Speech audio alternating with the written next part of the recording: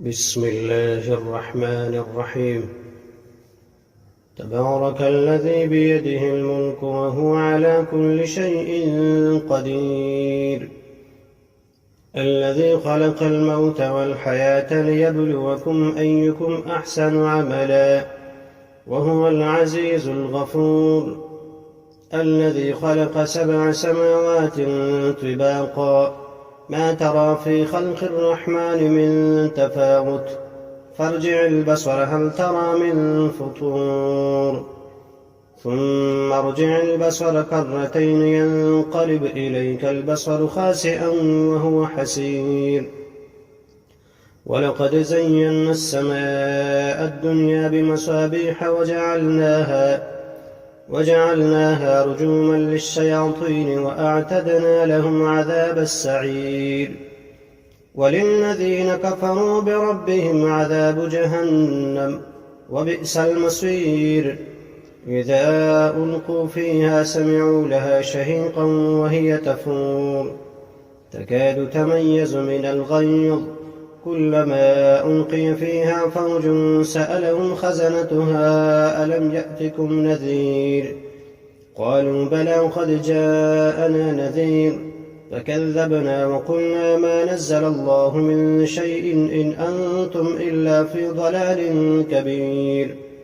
وقالوا لو كنا نسمع أو نعقل ما كنا في أصحاب السعير، فاعترفوا بذنبهم فسحقا لأصحاب السعير.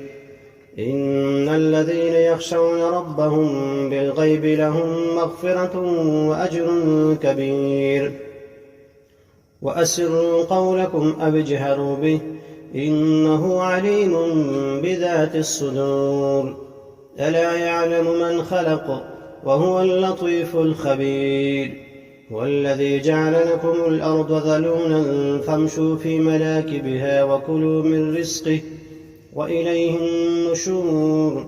أأمنتم من في السماء أن يخسف بكم الأرض فإذا هي تمور، أم أمنتم من في السماء أن يرسل عليكم حاصبا، فستعلمون كيف نذير. ولقد كذب الذين من قبلهم فكيف كان نكير.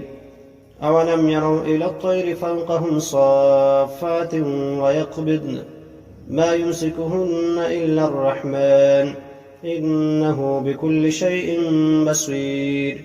أمن هذا الذي هو جند لكم ينصركم من دون الرحمن إن الكافرون إلا في غرور.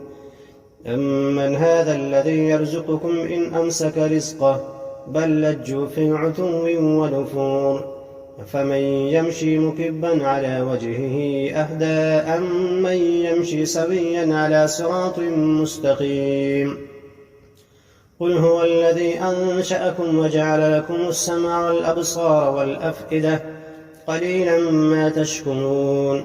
قل هو الذي ذرأكم في الأرض وإليه تحشرون. ويقولون متى هذا الوعد إن كنتم صادقين. قل إنما العلم عند الله وإنما أنا نذير مبين. فلما رأوه زلفة سيئت وجوه الذين كفروا وقيل هذا الذي كنتم به تدعون. قل أرأيتم إن أهلكني الله ومن معي أو رحمنا فمن يجير الكافرين من عذاب أليم. قل هو الرحمن آمنا به وعليه توكلنا فستعلمون من هو في ضلال مبين.